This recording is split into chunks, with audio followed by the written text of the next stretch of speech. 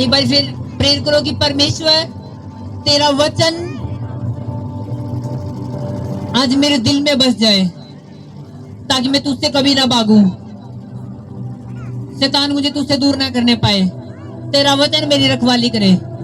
जब शैतान मेरी कानों में आवाज डाले तो तेरा वचन मुझसे बात करे कि रास्ता यही है, इसी पे चल, इधर उधर मत देख, रास्ता यही है, परमेश्वर तेरे साथ है, इसी पे चल।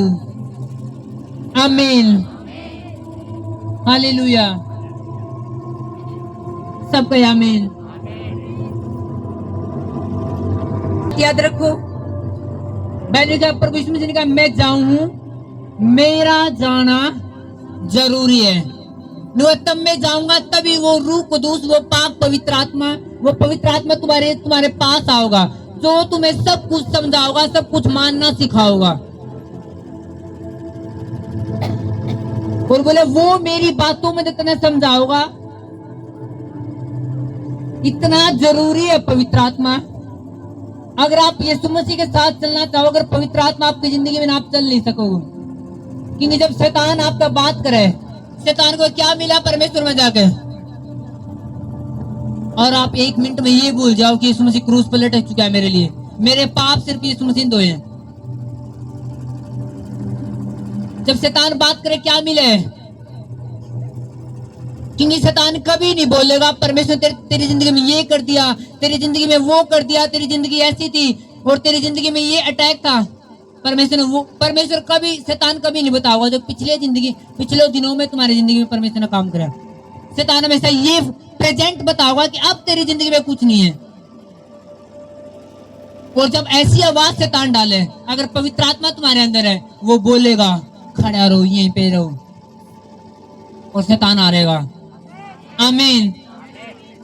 और मैं आपको फिर बताना चाहूँ, पवित्र आत्मा कोई ऐसी एनर्जी, कोई ऐसी ताकत या कोई ऐसी सामर्थ्य नहीं है जिसे ना आप इस्तेमाल कर सको अपनी इच्छा के लिए, बल्कि पवित्र आत्मा एक व्यक्ति है, एक पर्सनैलिटी है, जो आपने और मैंने इस्तेमाल करना चाहो परमेश्वर के राज्य के लिए। वो आपने और मैंने आवाज सुनाना चाहो जो परमेश्वर की है, वो आपने और मैंने चंगा करना चाहो, वो आपने और मैंने परमेश्वर के दान वरदान तो बनना चाहे, ताकि आप आम इंसान ना रहो बल्कि परमेश्वर के इंसान बन जाओ। अगर आप परमेश्वर की प्रजा हो तो आप में और अन्य जाति में क्या अंतर है? अगर पवित्र आत्मा आपके पास होगी, आपके पास गिफ्ट होंगे अन्य भाषा का, पवित्र आत्मा की आपके बुद्धि की बात होंगी, सामर्थ होगी आपके पास, आप बीमार के लिए प्रार्थना करोगे वो ठीक हो जाएगा, फिर आपको लगेगा नो, मैं सच में परमेश्वर की प्रजा हूं, जो काम मेरे परमेश्वर ने करे वो मेरे अंदर तो होने लग रहे हैं। फिर आप दर्शन देखोगे, सौपन देखोगे, आपको पता है नो, मैं अब आम इंसान नहीं रहा, बल्कि अब मैं कुछ और हो चुका मेरे अंदर।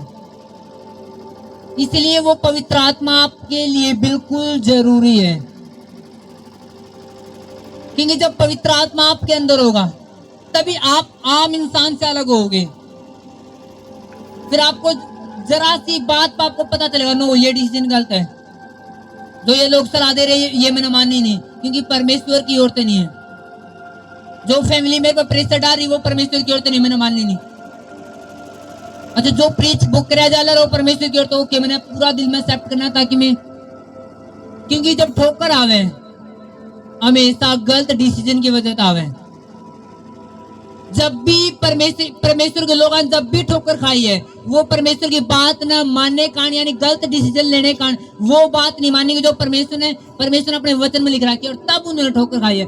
आज भी जब एक विश्वासी ठोकर खा अपनी जिंदगी में एक रिजल्ट खराब देखा है, तो वही सिर्फ एक फर्क ये है कि वो परमेश्वर की सुन नहीं रहा। अगर कोई परमेश्वर की सुने तो ठोकर लाइफ में नहीं आ सकती, बल्कि शैतान ठोकर खाओगा फिर जिंदगी में। आमीन। वो पवित्र आत्मा इतना जरूरी है जितना सांस लेने से ज्यादा कोई चीज जरूरी हो, और जिंदगी में सांस लेने तो ऊपर कोई चीज जरूरी नहीं है। अगर कोई सांस लेने तो ऊपर जरूरी है तो वो एक क्या है? होली स्पिरिट, पवित्र आत्मा, जिसके बारे में परमेश्वर ने वादा करा, प्रभु यीशु मसीह ने वादा करा, मैं जाऊं लेकिन मैं तुम्हें अनाथ नहीं छोड़ूंगा, बल्कि एक पवित्र आत्मा भेजूंगा। अगर कितने नबी धरती पाए, वो परमेश्वर की आवाज कैसे सुन पाए? एक बंदा परमेश्वर की आवाज जब तक नहीं सुन सकता जब तक परमेश्वर का आत्मा उसके अंदर ना हो। परमेश्वर का आत्मा परमेश्वर की आवाज ने कैच कर सके। एक मोबाइल जब तक कनेक्शन ले नहीं सकता जब तक उसमें रेडिएशन का पॉइंट ना लगे हो। अगर एक इलाके में आप टावर बंद कर दो और चला के दिखाओ फोन, चलेगा ही नहीं, क्योंकि रेडिएशन का सिस्टम खत्म हो गया। तो पवित्र आत्मा वही रेडिएशन है का एक सिस्टम है जो परमेश्वर का आत्मा, वो परमेश्वर की बातें आप तो बता हुआ। हालेलुया। इतने समर्पित हो जाओ। अगर आप परमेश्वर अपने सामने बिल्कुल देखना चाहो, अगर आप परमेश्वर की बात में क्लियर सुनना चाहो, सुनो। कल जब मैं पिछले संडे चर्च में तो गया और मैं सामने प्रेयर कर रहा था और मैं आराम से घुटने पाकर प्रेयर कर रहा था, बिल्कुल ऐसे घुटना, पूरा कोई नींद नहीं, कोई कुछ नहीं, ऐसे।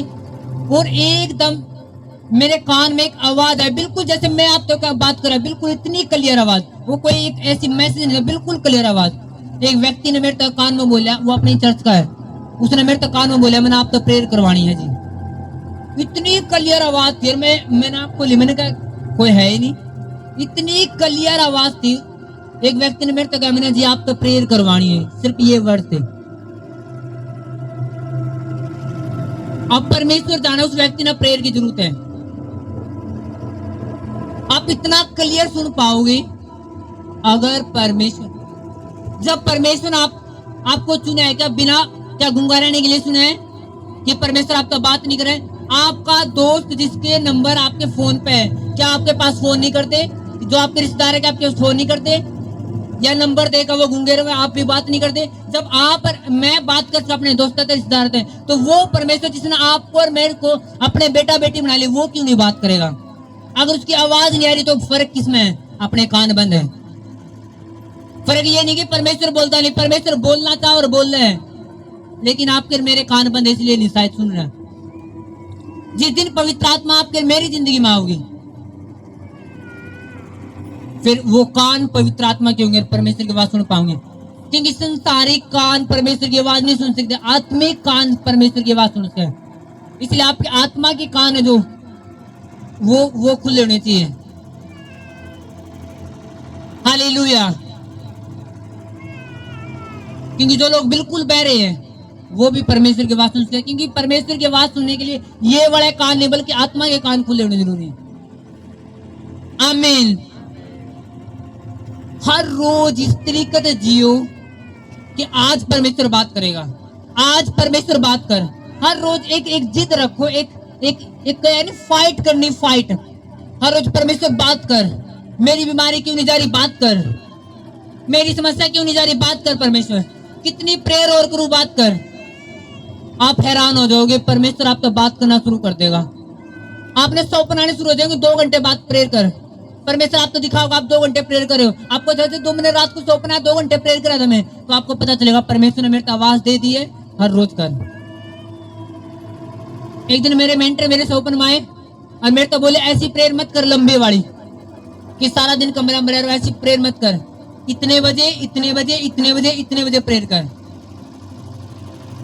और मैं जब सुबह उठा, मैं हैरान था। मेरे मेंटर ने क्लियर मेरे को आगे बोले कि ऐसे ऐसे प्रेयर मत कर, ऐसे ऐसे प्रेयर करना शुरू कर। अब परमेश्वर आपसे बात करेगा। आमीन। लेकिन कब बात करेगा? जब आप समर्पित हो परमेश्वर के आगे। समर्पित। क्या आपकी जिंदगी ऐसी है कि परमेश्वर बात कर सके? अपने दिल से पूछो, क्या आपने अपनी जिंदगी ऐसी बना ली है कि परमेश्वर आपसे बात कर सके?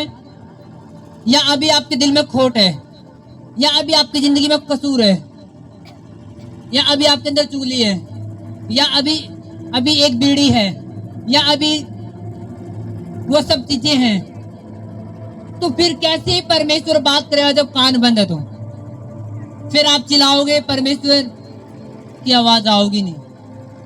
परमेश्वर बोलेगा जरूर, लेकिन आवाज नहीं आओगी। हालेलुया। एक वचन हम पढ़ेंगे यसाया 10 अध्याय उसकी 27 आयत, 24 आयत से मैं पढ़ूंगा। 10 अध्याय यसाया 24 आयत से। इसलिए प्रभु सेनाओं का यहोवा यूं कहता है, हे सिय्योन में रहने वाली मेरी प्रजा, असूर से मत डर, चाहे वह तुझे सोंटे से मारे और मिस्र के समान तुझ पर छड़ी उठाए, क्योंकि अब थोड़ी ही देर है कि मेरी जलन और क्रोध उसका सत्यानाश करके शांत होगा। सेनाओं के यहोवा उसके विरुद्ध कोड़ा उठाकर उसको ऐसा मारेगा जैसा उसने ओरेब नामक चट्टान पर मिदानियों को मारा था, और जैसा उसने मिस्रियों के विरुद्ध समुद्र पर लाठी बढ़ाई, वैसा ही उसकी ओर भी बढ़ाएगा। उस समय ऐसा होगा कि उसका बोझ तेरे कंधे पर से और उसका जुआ तेरी गर्दन पर से उठा लिया जाएगा, और अभिषेक के कारण वह जुआ तोड़ डाला जाएगा। सबका आमीन। मेरे साथ बोलेंगे, उस समय ऐसा होगा कि उसका बोझ तेरे कंधे पर से और उसका जुआ तेरी गर्दन पर से उठा लिया जाएगा, और अभिषेक के कारण वह जुआ तोड़ डाला जाएगा। सबका आमीन। हालेलुया।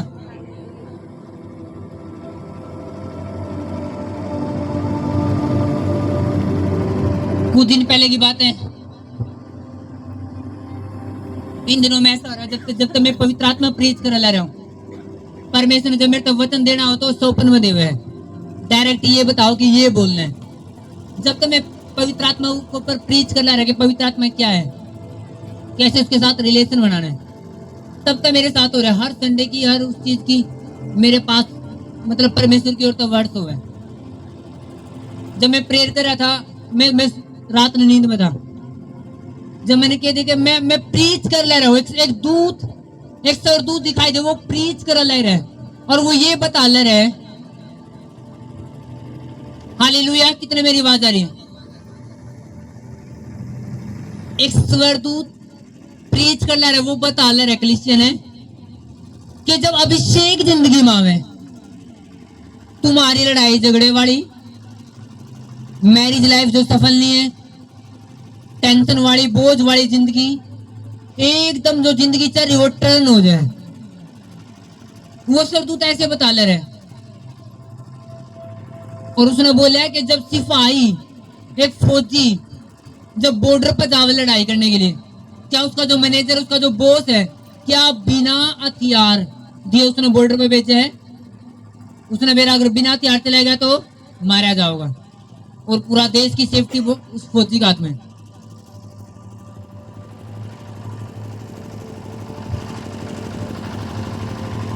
और वो सरदूत बता रहे थे कि अभिषेक एक हथियार है, बिना अभिषेक आप बिना हथियार के हो। आप शैतान से लड़ोने जरूर जाओगे, लेकिन गोली खा खाओगे। आप शैतान से लड़ोगे जरूर बिना अभिषेक, लेकिन हारने के चांस, मरने के चांस 100% है। हालेलुया। और अभी हमने बाइबल में पढ़ा कि परमेश्वर का अपनी प्रजा था कि असूर के देश, जो अन्य जाति राजा था, जो हमेशा परमेश्वर की प्रजा के खिलाफ काम कर रहा था, उसका बिल्कुल अंडर थे, सोंटे था मारे थे, मिस्र के समान छड़ी उठावे। लेकिन एक समय ऐसा होगा जब तेरे ऊपर अभिषेक होगा, तेरे कंधे पर सारा बोझ, तेरी गर्दन पर वो जुआ जो शैतान ने डाल रखा वो उठा दिया जाएगा और नाश कर दिया जाएगा जुआ। हालेलुया। यानी परमेश्वर कह रहा है, जो तेरी जिंदगी एक बोझ के साथ चल रही है, जो तुम्हारी पति पत्नी की निबंधी, जो तुम्हारी लाइफ में झगड़ा है, टेंशन है, जो जिंदगी चली जा रही है, जिस दिन तेरे ऊपर अभिषेक आया उसे दिन तेरी जिंदगी टर्न हो जाओगी, उसे दिन बदल जाओगी, उसे दिन बोझ उठ जाओगा कंधा बदल। यानी जैसे मानो ये रास्ता है, एक बोझ वाला व्यक्ति है, पूरा डिप्रेशन है, टेंशन है, पारिवारिक झगड़े, और अब अभिषेक नहीं आया, वो चलता चल रहा है, बोझ गया, टेंशन गया। जिस दिन अभिषेक जिंदगी में आया, लाइफ के यही था मुड़गी, और कौन से रास्ते पर चल पड़े? ब्लेसिंग वाले रास्ते पे, आशीष वाले रास्ते पे, छुटकारे वाले रास्ते पे, शांति वाले रास्ते पे। अगर अभिषेक नहीं आता तो फिर आगे भी नुए चलता था, नुआ बोझ तेरे कंधे पे उठा लिया जाओगा। अनोइंटिंग, पवित्र आत्मा का अभिषेक इतना जरूरी है। एक वचन पढ़ेंगे, प्रेरितों 10 अध्याय उसकी 38 आयत को, कोई भी एक। प्रेरितों की काम 10 अध्याय उसके 38 को। अभिषेक इतना जरूरी है, बिना अभिषेक आप एक खाली बर्तन हो जो कोई काम का नहीं। हालेलुया। अभिषेक, प्रभु यीशु मसीह ने कहा कि परमेश्वर का आत्मा मुझ पर, उसने मेरा अभिषेक किया लंगड़ों को चलाने के लिए, बंदियों को छुटकारा देने के लिए। एक बार फिर उनकी आवाज में थोड़ा। परमेश्वर ने किस रीति से यीशु नासरी को पवित्र आत्मा और सामर्थ से अभिषेक किया, वह भलाई करता और सबको जो शैतान के सताए हुए थे अच्छा व्यवहार फिरा, क्योंकि परमेश्वर उसके साथ था। सबको आमीन। बाइबल में लिखा कि पतरस इस बात ने समझ चुका था। पतरस ने लिखा कि किस प्रकार परमेश्वर ने प्रभु यीशु मसीह का पवित्र आत्मा और सामर्थ से क्या किया, अभिषेक किया। तभी प्रभु यीशु मसीह भलाई करता और चंगे करता और जो शैतान के जकड़े थे उन्हें आजाद करता फिलहाल, क्योंकि परमेश्वर उसके साथ था। पतरस इस बात ने समझ चुका था कि प्रभु यीशु मसीह क्यों यह काम कर पाया, क्योंकि परमेश्वर ने पवित्र आत्मा और सामर्थ के साथ उसका अभिषेक किया था। अभिषेक जिंदगी में जरूरी है। प्रभु यीशु मसीह का अभिषेक है, वो बड़े चमत्कार कर पाया। आज बिना अभिषेक आप और मैं कैसे चल सका। इसलिए जब पतरस ने इस बात का पता चला तो पतरस भी प्रेयर में था कि परमेश्वर मेरा पवित्र आत्मा और सामर्थ्य अभिषेक है, ताकि वो काम जो करने हैं वो कर सकूं। आमीन। अगर आप बोझ में चल रहे हो, आपको ये नहीं हो रहा, मेरी जिंदगी वो नहीं हो रहा, उसका सिर्फ एक रीजन है, पवित्र आत्मा की सामर्थ्य में बढ़ो, पवित्र आत्मा के अभिषेक में बढ़ो, छुटकारा फिर पक्का है। बोझ उतरेगा, बोझ खत्म होगा जिंदगी में। आमीन। अगर आप परमेश्वर सिपाही, आप चाहोगे शैतान मेरे घर में काम करे, जी बिल्कुल नशे का शैतान है, अरे जी बीमारी घर में जा नहीं रही, शैतान है बीमारी का, आप लड़ोगे कैसे अगर आपके पास हथियार नहीं है। हथियार क्या है, अभिषेक। क्योंकि आप शैतान बंदूक और डंडे तो नहीं मार सकते, वो दिखता ही नहीं, क्योंकि शैतान एक आत्मा है। आत्मा के लिए आत्मा के हथियार चाहिए और अभिषेक एक हथियार है।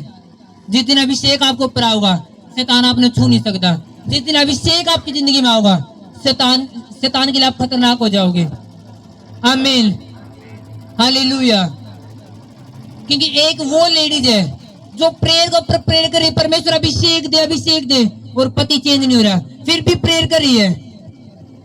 उसने बेरा के रिजल्ट सिर्फ एक के है, जितना मैं परमेश्वर के करीब जाऊंगी उतना अभिषेक जिंदगी में होगा, और जितना अभिषेक होगा मेरा पति चेंज होगा, मेरे बच्चे चेंज होंगे। एक वो है, हाय परमेश्वर ने लड़के चेंज नहीं करे, हाय परमेश्वर ने पति चेंज नहीं करा, दूसरी पड़ोसी ने पास जा रही, हाय पति चेंज नहीं करा, हाय काम नहीं मिला, अभी काम नहीं खुला। एक तो वो है जो सिर्फ बात करे, एक वो जो परमेश्वर आकर बात कर ले रही है। अब कौन जीतेगी? कौन जीतेगी? जो लोग आगे बात करते फिरे या जो परमेश्वर आगे बात कर रहे हैं? फर्क इतना है जीतने वाले में और हारने वाले में। उसने मेरा जितना मैं परमेश्वर के साथ नजदीक जाऊंगी, मेरा पति चेंज नहीं हो रहा, 1 साल हो गए, लेकिन और परमेश्वर के करीब जाना है। क्योंकि रिजल्ट कहाँ पे है? परमेश्वर के करीब जाने में। रिजल्ट कहाँ पे है? जितना आप परमेश्वर के साथ जुड़ेंगे, अभिषेक उतरेगा, शैतान हारेगा, हमेशा के लिए हारेगा। सबको आमीन। वो हारेगा यीशु मसीह के नाम में। पतरस ने कहा किस प्रकार परमेश्वर ने प्रभु यीशु मसीह का पवित्र आत्मा और सामर्थ्य अभिषेक करा, इसलिए वो भले काम करता फिरा और शैतान के झगड़े आजाद करे, क्योंकि परमेश्वर उसके साथ था। हालेलुया। अभिषेक एक हथियार है, याद रखो। अपने पड़ोसी तो बोले अभिषेक एक हथियार है, बिना अभिषेक तो शैतान का मुकाबला नहीं कर सकता। आमीन। जिस प्रकार एक फौजी बिना हथियार के बॉर्डर पर लड़ नहीं सकता, वो लड़ेगा तो मारा जाओगा, उसी प्रकार बिना अभिषेक के तुम शैतान से लड़ोगे तो हारोगे, अभिषेक के साथ लड़ोगे तुम जीतोगे। आमीन।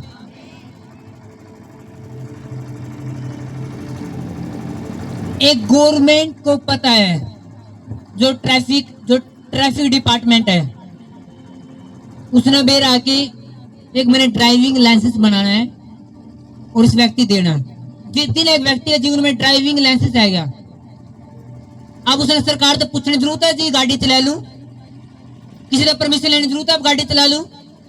क्यों? सरकार ने उसे लाइसेंस से अधिकार दे दिया है।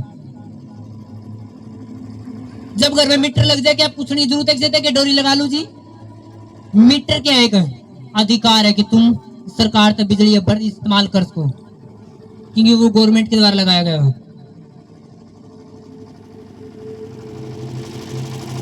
जब बैंक में आपको खाता खुलवा होता है, पूछने की जरूरत है जी पैसे डाल दो आप बैंक में? आपका जो कॉपी है वो एक अधिकार है कि आप डाल सको, लेन देन कर सको। तो अभिषेक एक अथॉरिटी अधिकार है कि तुम अब शैतान के राज्य ने गिरा सको। आमीन। एक वचन पढ़ेंगे लूका 10 अध्याय,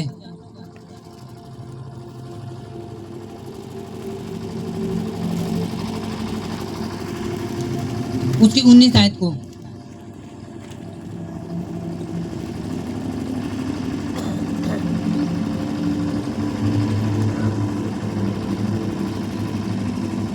एक वायर पढ़ो, निकाल लिया देखो। 10 अध्याय लूका उसकी 19 आयत। हालेलुया। इसमें लिखा, देखो मैंने तुम्हें सांपों और बिच्छुओं को रौंदने का शत्रु की सारी सामर्थ्य पर अधिकार दिया है, और किसी वस्तु से तुम्हें कुछ हानि ना होगी। इसमें लिखा है कि देखो, कौन कह रहा है ये बात? प्रभु यीशु मसीह अपने चेले कह रहा है, देखो मैंने तुम्हें सांपों और बिच्छुओं को रौंदने का अधिकार दिया है और शत्रु की सारी सामर्थ्य पर अधिकार दिया है, किसी वस्तु से तुम्हें कुछ भी हानि नहीं होगी। प्रभु यीशु मसीह ने बोल दिया तुम्हें सांप और बिच्छुओं को, सांप और बिच्छू वो बड़े सांप और बिच्छू जो आप देखो, ये तो परमेश्वर की बनाई हुई रचना है, वो हमारे दुश्मनी है। सांप का मतलब शैतान, बिच्छू यानी उसकी सेना। क्योंकि जब बिच्छू डंक मारा आदमी मरता नहीं, तड़पे। जब शैतान आदमी का डंक मारे, आदमी एकदम मरता नहीं लेकिन तड़पे जिंदगी भर। लोग तड़पते हाय जी कर्जा खा लिया किसी ने, हाय जी बीमारी मड़ी सी हुई थी, बढ़ती जाल ले रही थी, बढ़ती। शैतान तड़पावे। जब सांप किसी का डंक मारे, वो आदमी ने पाड़ता नहीं, जैसे शेर पाड़ आदमी ने, वो सिर्फ डंक मारा फिर निकला है पूरा ने। और जब शैतान भी आदमी ने पाड़ता नहीं, आदमी ने पूरा निकला है। सांप की खूबियत खासियत होवे कि उस अंडे होंगे सारे निकल जाएगा, यानी वंश ने, और किसी भी शिकार ने पूरा निकलेगा। और शैतान की भी खासियत है, अगर वो घर में कोई घुस गया, एक बंदा पकड़या तो उसकी 1 केजी दो लेकर जाऊंगा, एक मारा, अगले साल फिर दूसरा बंदा पर अटैक, फिर क्या बताऊं उन्हें महीने में फिर तीसरा बंदा पर अटैक। शैतान के है कि मैं पूरे वंश में निकल जाऊंगा। इसलिए बाइबल में सांप को शैतान का रूप बताया गया। इन सांप की बात नहीं कर रहा परमेश्वर, इनका कभी दुश्मनी न रखो, नहीं कभी मारो। वैसे घर में रहा तो निकालो, मारो, कुछ करो, मैं वो नहीं कर रहा। रास्ता में देख कर गया जी शैतान है, तो प्रभु ने बाइबल में लिख रहा है कि नू मत मारो। ये सब परमेश्वर की बनाई हुई रचना है। और मैं आपने सच बताऊंगा, आपके घर का बना कुत्ते भी आए उसका भी मत मारो, वो परमेश्वर के हाथों की रचना, परमेश्वर ने बनाया है। प्रेम रखो जानवर का, खिलाने की आदत रखो, पशु पक्षी यानी खिलाने की आदत रखो, मारने की नहीं। हालेलुया, क्यों? परमेश्वर की बनाई हुई रचना है।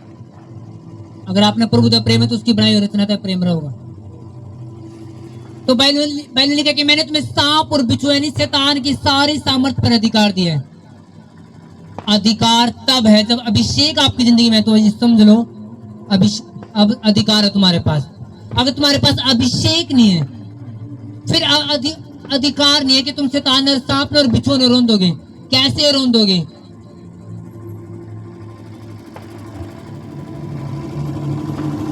क्या 25 किलो के बच्चे के लिए 50 किलो का कोई पहलवान लड़ाया जावे है? कभी लड़ाया जावे है? संसार ने बेरा के किसके बराबर का मुकाबला चाहिए। अगर शैतान की पावर ज्यादा है, आप उसका कैसे लड़कर जीतोगे? आप लड़ नहीं सकते और जीत नहीं सकते। पावर वर्सेस पावर, अगर आपकी पावर ज्यादा है, शैतान की पावर खत्म हो जाएगी। हालेलुया। अभिषेक एक अधिकार है, जो एक ड्राइविंग लाइसेंस एक अधिकार है कि तुम सड़क पर अब गाड़ी चला सको। मीटर एक अधिकार है कि तुम बिजली इस्तेमाल कर सको। एटीएम कार्ड जो बन गया वो एक अधिकार है कि अब तुम लेन देन कर सको। तो अभिषेक एक अधिकार है कि तुम शैतान से लड़ सको। हालेलुया। अभिषेक का मतलब वो चुनाव, परमेश्वर का एक चुनाव, परमेश्वर के कार्य के लिए समर्पित होना। और अभिषेक हमेशा जिंदगी में बढ़ता जाओगा, बढ़ता जाओगा, बढ़ता जाओगा। अभिषेक एक टाइम पर परमेश्वर जब देवे, जब थोड़ा देवे स्टार्टिंग में, फिर वो आपकी वफादारी देकर फिर और बढ़ावे। मैंने कहा दाऊद ने एक पहली बार में सीधा गोलियत नहीं मारा, शेर बालू मारे, फिर गोलियत मारने की पावर मिली जब दाऊद वफादार रहा।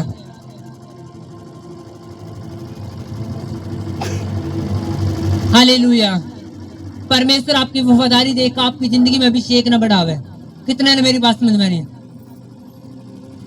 कितने क्लियर समझ में आ रही है? अगर अभिषेक नहीं तो आप लड़ नहीं सकते शैतान से। मैं आपने सच बता रहा हूं, वो बीमारी आप पर ज्यादा हैवी रहेगी,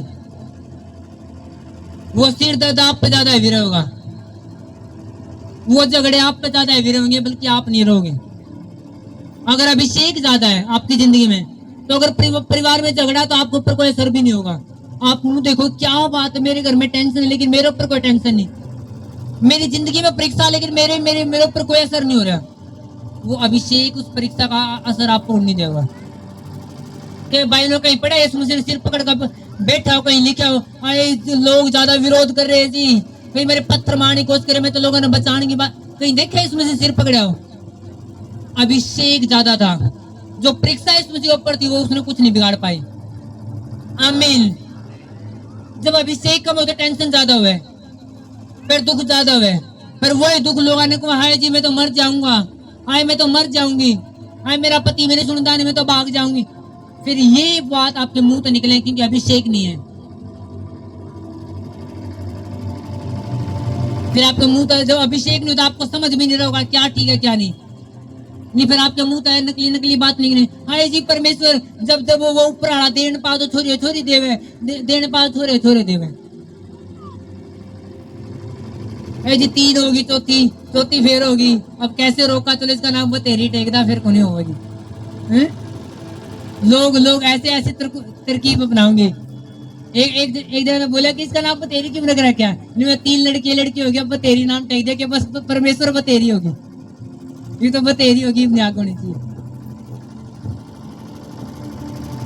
कभी मत कंप्लेंट करो परमेश्वर का, परमेश्वर 2 छोरी दे दी, 1 लड़का देश का, क्या परमेश्वर तो ज्यादा समझदार नहीं हो? आपकी बुद्धि इतनी बड़ी है जिस परमेश्वर ने क्या पेट में आप अपनी मर्जी का लड़का पैदा कर सको, अपनी मर्जी का लड़की पैदा कर सको? नो, परमेश्वर सिलेक्ट करे। तो आपकी बुद्धि इतनी ऊपर कहां चली गई कि आप परमेश्वर तक कैसे कहोगे परमेश्वर लड़का क्यों नहीं दिया? परमेश्वर ने बेरा क्या आप तो वो 1 लड़का देंदा, वो एक के आपकी नाक में दम करता, आपके घराने ने खराब करता, जेड़ में होंदा या कहीं और होंदा। कभी मत कंप्लेंट करो परमेश्वर 2 लड़के दे दिए, 1 लड़की दे सकता तू? क्या पता वो 1 लड़की पैदा नहीं, 1 की आपके घर में कुछ और बना देंगे।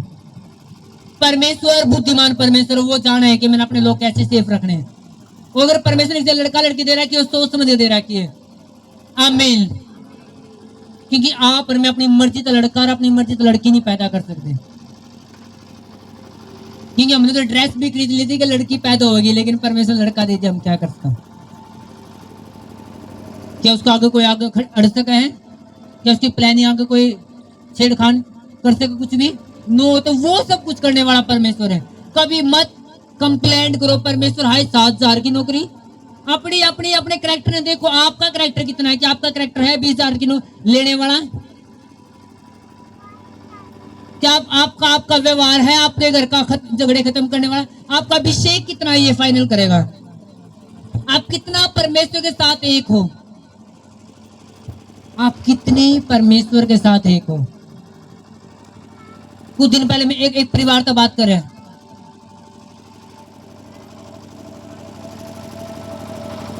वो मेरे से बोल रहे कि जी अब मैं चर्च में तो जावा जी, मीटिंग बड़ी लेट हो गए, छुट्टी लेट हुए मीटिंग की, मैं कितने बड़े हुए, वो कदे तो आप 3:30 करो, कदे 4 बजे कर दो। मैं ओके, मैं आप क्या काम धंधा करो, बोले आज मैं कंपनी में लग रहा हूँ प्राइवेट। महा जब कल ना कंपनी में दावत हूं तब बोलना कंपनी वाले तो जी मेरी 2 बजे छुट्टी करो, आप बहुत वारी करो आंसर लगो। मैं तो 6 दिन लगातार तू पूरे 7 बजे 8 बजे आओ, तू जब कंप्लेंट नहीं करता। वहां पे कंपनी वाले थे कि तुम 2 बजे क्यों नहीं छुट्टी करते मेरी, और चर्च में तुम 12 बजे आया करने को, हाय 3 बजे छुट्टी कर दी, 4 बजे छुट्टी कर दी। लोगों की नीति यहाँ पे खराब है, इसलिए परमेश्वर में कमी नहीं है, इंसान में कमी है। मैंने तब बोला जा कंपनी में जाकर बोलना कि 2 बजे, अपने कंपनी मालिक ने बोला कि 2 बजे छुट्टी करा रहे हो जी, बहुत लेट करो। उसने पता वहां तो पैसे मिलेंगे, हाँ या ना। महाकल आपके घर में कोई रिश्ता देखने वाले आ जाए और वो 10 बजे आए हैं, कहते 2 बजे भेज दोगे, बस जी खा लिया पी लिया जाओ जी, भेज दोगे 2 बजे, कोई भेज सका है उन्हें मेरा नो पहली बारी में वो देख लेंगे किसी आदमी ने, यारे कट हो जाएगा सारा रिश्ता। जो 5 बजे जाता 3 बारी चाय बनानी पड़े उन खातर, आप बनाओगे 5 बजे तक रखोगे, कभी नहीं कहा जाओ जी 2 बज गए जी। लेकिन चर्च में लोगों की नीयत खराब हो जाए, हाँ जी 4 बजे छुट्टी होगी। जब 6 दिन आप पूरा ड्यूटी दे इसको काम पर जाओ, 5 बजे 6 बजे छुट्टी होगा, तो एक दिन चर्च का आपने इतना बड़ा लगन लग जाए। अच्छा पे आपके लिए प्रेयर की जाओ, आपके लिए सब कुछ करा जाए। इसलिए लोगों के अंदर अभिषेक की कमी है। अभिषेक उन लोगों के लिए जिन्होंने सचमुच परमेश्वर का पीछा किया जेन्युइन तरीका से, जिन्होंने एक मीटिंग 5 बजे भी छोटी लगाए, वो जी 5 बजे अभी मीटिंग आ भी होगी। अभिषेक उन लोगों के लिए जो सचमुच परमेश्वर से लिपटा लेना पसंद करे, जो वो नहीं कि बीमारी पड़ गई तो चर्च में, बीमारी नहीं पड़ी तो चर्च में नहीं। अभिषेक उन लोगों के लिए नहीं।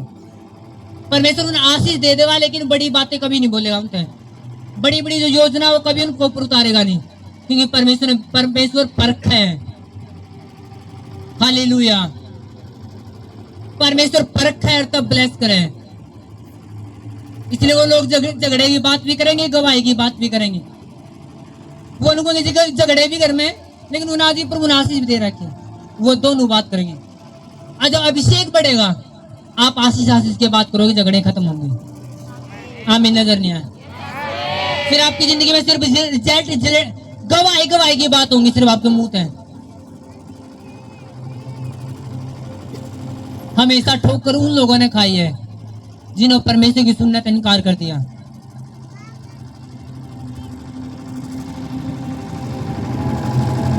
हम संसार में चला लेकिन संसार के अनुसार नहीं चलते।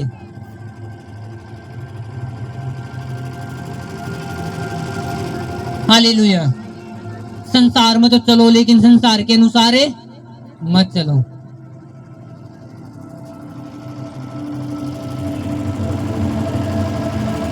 अभिषेक एक अधिकार, अभिषेक एक अथॉरिटी है कि तुम शैतान से लड़ोगे और जीतोगे। अगर अभिषेक नहीं तो फिर लड़ोगे नहीं, जीतोगे नहीं। ऐसी जिंदगी जियो कि हर रोज पवित्र आत्मा तो बोझ, क्योंकि पवित्र आत्मा मैं नहीं कर सकता इस काम में, मैंने तेरी जरूरत है। तो आप कितने अच्छे मास्टर हो उस काम के, आपको कितनी अच्छी वर्शिप करनी आती हो, जब भी टाइम लगा बस एक बात बोलो, पवित्र आत्मा आज मैंने वर्शिप करनी है, तेरी आराधना करनी। मैं नहीं कर सकता क्योंकि मैंने तेरी आवश्यकता है। जब आप सरेंडर हो जाओगे, समर्पित हो जाओगे, फिर देखो आपकी वर्षी में सामर्थ होगी।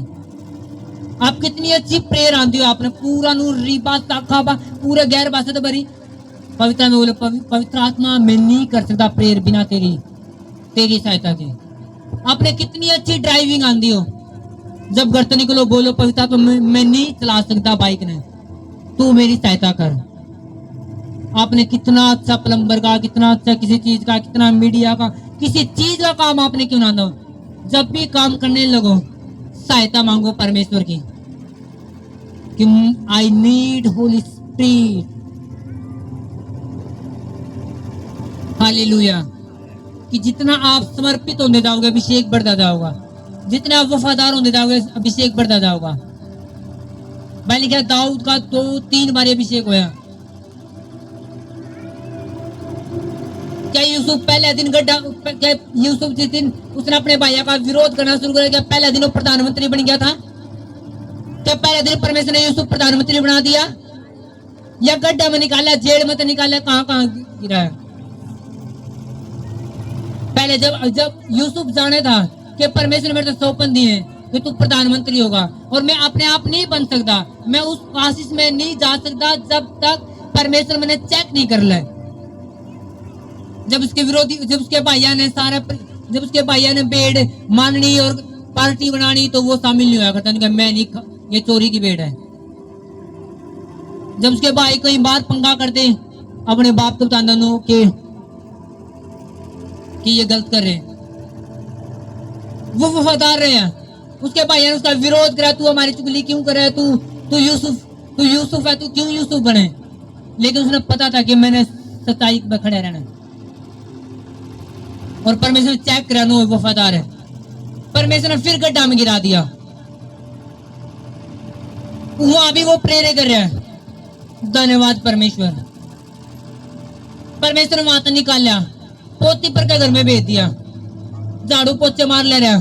जब पोतीपर ने देखा झाड़ू पोछे बड़े अच्छा मारे हैं, पोतीपर ने देखा और कुछ काम देखा तो और काम भी अच्छा करा। यूसुफ ने ईमानदारी गल है, पोतीपर ने उस घर का मालिक बना लिया, वो सारी चीजें उसके अंडर में थी। और परमेश्वर ने देखा, वाह अभी वफादार है। वहां तो वो जेल में गिरवा दिया परमेश्वर ने। परमेश्वर ने देखा, अब देखूंगा मैं, अब भी ये वफादार रहोगा कि नहीं रहोगा। तब भी यूसुफ ने कोई पाप नहीं करा कि लो मैं इतनी वफादारी के लिए चल रहा हूँ, इतनी प्रेयर कर रहा हूँ, मेरे भाई मेरे साथ नहीं, मेरा परिवार मेरे साथ नहीं, कोई मेरे साथ नहीं, चल मैं भी नशा करूंगा, चल मैं भी पार्टी में जाऊंगा, मैं क्यों अपने अलग रहूं, मैं भी मजे लेऊंगा। उसने बिल्कुल नहीं चाहा। उसने कहा, नो, मैं अपनी पवित्रता ही ला रहूंगा। जब जेल में गया तो जैसे नौकर का काम करवाए जाए, वहां उस पर झाड़ू पोछे मरवाए, वहां भी ईमानदारी के लिए काम कर रहा है। जब उसने चावल बनाने की बात कही होगी तो वहां भी उसने चावल भी अच्छा बनाया होगा, उसने खाना भी अच्छा बनाया। यूसुफ ने, जब वो आगे दरोगा ने देखा होगा, नो ये अच्छा काम कर रहा है, पूरी जेल का अधिकारी बना दिया यूसुफ। और जब परमेश्वर ने वहां से निकाल लिया, प्रधानमंत्री बना दिया। हालेलुया। अभी वफादारी के लिए अभिषेक बढ़ा है। आपने झूठ देख कर भी आप झूठ बता नहीं रहे कि जी झूठ बोली गई है, तो आप परमेश्वर क्या वफादारी देखेगा? आपने किसी को चोरी करते देखा, आप बोल नहीं रहे जिन्हें जिसने करी है, तो आप परमेश्वर क्या वफादारी देखेगा? आज किसी मानो किसी बंदा ने चिनाई का काम आवे, उसने घर बुला लो कि जी चिनाई करनी है, रोज दिहाड़ी दूंगा तुम्हें। जो काम 20 दिन का होगा वो 1.5 महीना में निकलेगा नहीं निकलेगा। उसने मेरे रोज की दिहाड़ी बनेगी। उस तो बोले ठेका ले ले भाई, जो काम उसने 1.5 महीना में करा कितने दिन में कर देगा? 20 दिन में करके जाऊंगा। एक रंग पैंट आ दो, बोलो कि काम करना भाई, रोज की दिहाड़ी दूंगा।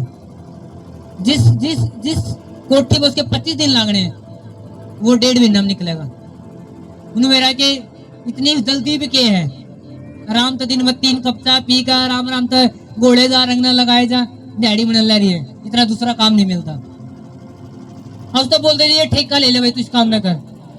वो चाह कभी केवल दिन में 1 कप पीवर और काम करके तो कहाँ है वफादारी? फिर परमेश्वर को जब तेरा पर्सनल काम ले ले, ठेका ले ले, तब तू इतनी फास्ट कर सके, और जब तेरे तो बात कह दी, फिर तू लालच में गया, फिर उसे काम ने तू हिस्सा ले रहा है, लूट लेना है, जब तक दूसरा नहीं मिलता। परमेश्वर देखा वफादारी, फिर की तो तेरी वफादारी, की तो इंसानियत, और परमेश्वर कभी नहीं बढ़ाता फिर। आमीन, है ना?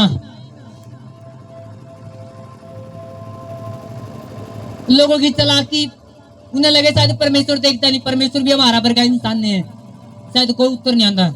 लेकिन जब परमेश्वर निकाल ले सारे पैसे ने, जितने वो 1.5 महीना में करे थे, सारे परमेश्वर 10 दिन में निकालते हैं। एक अस्पताल में भर्ती करेगा, सारे पैसे दूर लगवा देगा।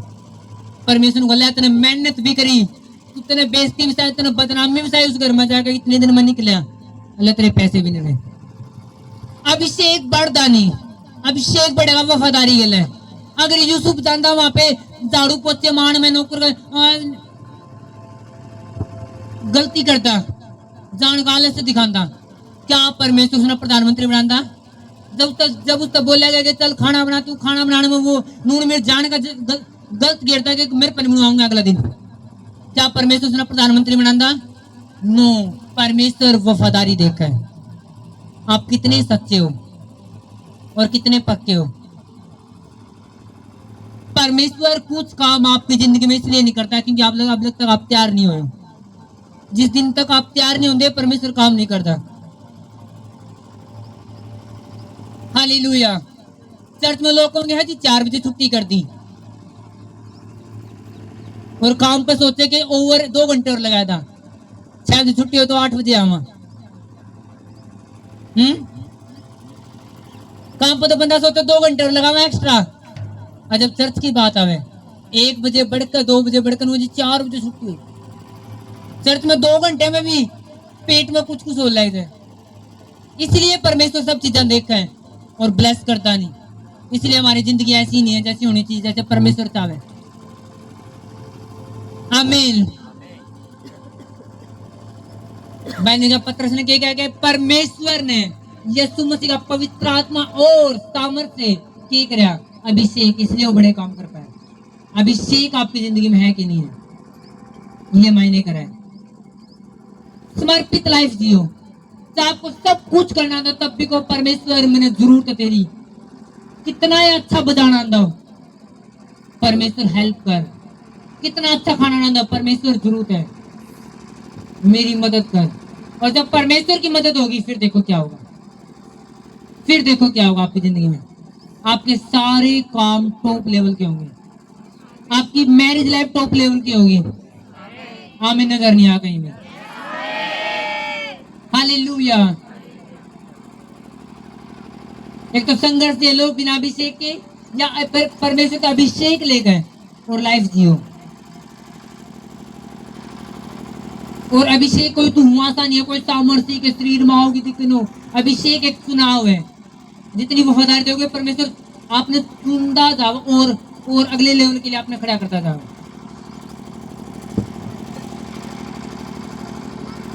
जब कोई व्यक्ति एक जॉब पर लगे, उसने मेरा मैं जॉब पर लग गया, अब मेरा घर का काम अच्छा चलेगा कि सैलरी आओगी, लेकिन वो ये भी जाना है कि अभी जो जॉब मिली मैंने वो छोटी लेवल की मिली है, खर्चा कम चलेगा लेकिन चलेगा। लेकिन जैसे पोस्ट बढ़े जब उसका मालिक देखा वफादार बंदा है, सही टाइम पावे है, सारा काम ईमानदारी गला करे है, बार बार घड़ी नहीं देखता, 5 नहीं बजे छुट्टी नहीं हुई हाले तो 5 नहीं बजे। ये इसका ध्यान घड़ी का नहीं है, काम का नहीं है, तो वफादार मालिक देखो वफादार है, इसकी पोस्ट बढ़ाओ। उसकी पोस्ट बढ़ेगी तो सैलरी बढ़ेगी तो घर का काम भी और अच्छे से चलेगा। फिर मालिक देखो कि अभी ये काम दिया इसमें भी वफादार है, इसमें भी ईमानदारी गले करे, मालिक और इसकी पोस्ट बढ़ाओ। अब और पोस्ट बढ़ेगी, सैलरी भी बढ़ेगी। अब जब सैलरी भी बढ़ेगी तो घर का जो पहले नून मिर्च का काम मुश्किल चला रहा था अब टॉप पर चलेगा, आनंद में चलेगा। उसी प्रकार परमेश्वर अभिषेक है। जब परमेश्वर वफादारी देखा अभिषेक बढ़ावे, अभिषेक जिंदगी बढ़ेगा, आनंद बढ़ेगा, आनंद बढ़ेगा, सब चीजें बढ़ेंगी खुदा यीशु के नाम में। आपका आमीन मुझे बढ़ा चाहिए, मुझे इसके लिए परमेश्वर की तारीफ चाहिए। हालेलुया। आज से अभिषेक बढ़ाओगे यीशु मसीह के नाम में। आज से आपका ध्यान सिर्फ ये रहेगा कि मेरे अंदर अभिषेक बढ़ना चाहिए। और याद रखना, जिस दिन चुगली करती 6 फिर थैली में, जिस दिन गाली दी आई जी गलती तली खिड़की, आप मटके में गलती तो मोरा कर दो, क्या पानी रुक जगह नुका दो, मटका ना गलती में हो गया, क्या पानी रुकेगा? क्या गलती में मोरा करो पानी तो निकलेगा। आप गलती में गाड़ी दो मसा तो फिर खत्म होगा। हालेलुया। अपनी पत्नी ने गाड़ी दोगे मसा खराब होगा, आप अपने पति की बात नहीं मानोगे मसा खराब होगा। अपनी सास की इज्जत नहीं करोगे मसा खराब होगा। अपनी बहू ने अपनी बेटी समान नहीं समझोगे तब भी मसा खराब होगा। हालेलुया। मसा बढ़ेगा जब परमेश्वर के साथ होंगे, मसा बढ़ेगा, सब चीजें दूर करके संगति में होंगे, अच्छी प्रार्थना में होंगे, हर संडे परमेश्वर के लिए होंगे। आमीन। बीमारी के शैतान से लड़ना तो क्या चाहिए? तलवार चाहिए, बंदूक चाहिए, क्या चाहिए? अभिषेक। अभिषेक कैसे होगा? वफादारी के लिए।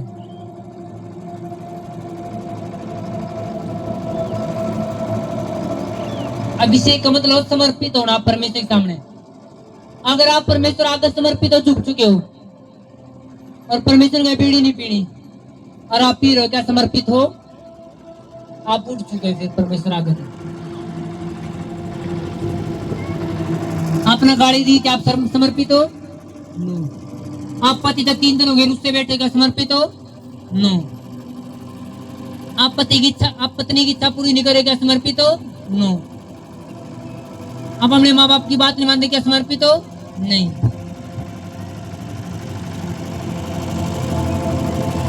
आप किसी के बारे में उल्टी सीधी बातें करो, वो समर्पित हो? नहीं। दोष लगाना और सच बताना में अंतर है। अब एक व्यक्ति बीड़ी पी रहा, आप उसने कह रही थी बीड़ी नहीं पिया करो, वो व्यक्ति को तो दोष नहीं लगाओ, मेरे पे तेरे पे मिल लगाया जाओ, वो दोष नहीं, वो सच्चाई है। क्योंकि वो पी रहे हैं। दोष लगाना क्यों है? समझो, मैं आपने बताऊंगा। आपके घर में कोई चीज उठ गई, आपको नहीं पक्का वो लड़का था उस टाइम, तो जब तो उसने उठाया, आपने पता भी नहीं उसने उठाया या नहीं उठाया, आप कह रहे हो उसने उठाई है पक्की। ये क्या है? दोष लगाना, क्योंकि आपने पता ही नहीं उसने उठाई भी कि नहीं उठाई और आपने वैसे नाम ले दिया, इसने दोष लगाना। तो आपने आंखों से देखा है उठाई है, आप कह रहे उसने उठाई है। ये दोष लगाना नहीं है, बल्कि सच बताना है कि जिस सच बात है उसने करा था। दोष लगाना वो आपने पता भी नहीं, आप नहीं ये पक्का उसके काम हो सके हैं और तो कोई कर नहीं सकता, वो आकर को जी मैंने तो करे ही नहीं, और बाद में मेरे लगा दूसरा लड़का था, छोटा छोरा जो पैसे उठा के लेगा और आपको हो हम इसका नाम ले दिया। इसने कह रहे दोष लगाना, बिना समझे बिना बेरा किसी का नाम टेक देना, ये दोष लगाना। इसलिए भाई ने लिखा है दोष मत लगाओ तो तुम पे भी लगा जाओगे, लेकिन भाई ने लिखा सच बोलो।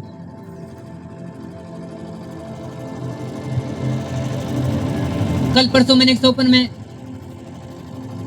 प्रभु ने मेरे को ओपन दिखा, मैं किसी के साथ एक गाड़ी में बैठा हूं और एकदम बैठा दिखाया गया मैं, और एक स्कूल दिखकर वहां बहुत सारे बच्चे दिख गए, स्कूल में बच्चे खेल रहे हैं, और वो मैंने एकदम आत्मा में ये देखा कि जो ये आदमी है जो गाड़ी में बैठा है, ये कुछ गलत करने के लिए यहाँ पे आया है, कुछ चोरी करने या कुछ गाड़ी देने या फिर किसी को कुछ करने, इसलिए आया है। और मैंने उससे बैठे बैठे मैं थोड़ा डर रहा कि इसके साथ मैंने ज्यादा बोलना चाहिए।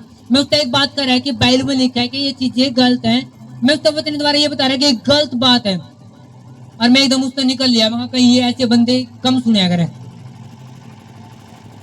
और थोड़ी देर में वो व्यक्ति मेरे पास आवे और सारे स्कूल के बच्चे ने हाथ में हाथ लगा के ये बोले कि इसने मेरे को बताई कि ये चीजें गलत है, नहीं तो मैं तो कोड पर का गलत करने के लिए आता, मैं तो ये चीजें कर देता, अगर इसने मेरे को नहीं बताया, इसने बताया इसलिए मेरा मन बदल गया। और मैं सोच रहा प्रभु क्या मतलब इसका। मैंने मम्मा जी से शेयर करा, मम्मा जी ने बोला कि जब तू प्रीच करोगे आप लोग तो बताओगे लोग बदलेंगे, वो कहेंगे नहीं मैंने प्रीचिंग में सुना था इसलिए मेरा मन बदल गया, नहीं मैं गलत करने वाला था। आमीन। और ये चीज यही मसा मैं आपकी जिंदगी के लिए बात कर ले रहा हूं कि आज जब भी कोई आपने गलती का ताना मारना नहीं, टोंट मारना नहीं, लेकिन प्यार से बताना भाई साहब ये चीजें जो आप कर रहे हो गलत है, परमेश्वर इन चीजें तो मना कर। क्या पता आपको सुनते वो मन फिरा ले वो को वजह मैंने छोड़ दी, उसने मेरे को समझाई थी। आज तो ये मसा आपकी जिंदगी में जाओ यीशु मसीह के नाम में। परमेश्वर आपका अभिषेक करे इस काम के लिए यीशु मसीह के नाम में। आज तक जब भी आप किसी गलती बताओगे वो पश्चाताप करेंगे यीशु मसीह के नाम में। हालेलुया। लेकिन मेरी पहली बात याद रखना, किसी को टोंट नहीं मारना, तू तो नशेड़ी है, तू नरक में जाओगा, बदल दे अपना आपने, ये टोंट मारना, ये सरासर एक निंदा वाली बात है। ऐसे प्रीच करोगे, ऐसे बताओगे तो लोग आओगे सुनेंगे नहीं आपको। तेरे तो यीशु मसीह के तू तो नरक में जाओगा, तो नहीं तक वो ये छोड़ा नहीं करना, ये गलत बात है। ऐसे कभी नहीं सुनेगा कोई। प्यार तो बताओ कि जो आप करे जी ये गलत है और परमेश्वर इस चीज का नफरत करे और वो उत्तर देगा जी, तो आप बदलो अपना आप। तो क्या तो वो आपकी इतनी प्यार तो सुनिए जी, मैं आपके लिए प्रेयर भी करूंगा, प्रेयर भी करूंगी। क्या तो वो इतनी नंबर आपकी बात सुनकर आप तो खुद कहो कि जी प्रेयर करो, मैं बदलना चाहूँ खुद, और वो बदलेगा फिर यीशु मसीह के नाम में, वो बदलेगी यीशु मसीह के नाम में। आमीन नजर नहीं आया? मैंने कहा मुझे आमीन नजर नहीं आया चर्च। बदलेंगे मैंने क्या फिर? हालेलुया। सब अपने हाथ उठाएंगे और प्रेयर में जाएंगे।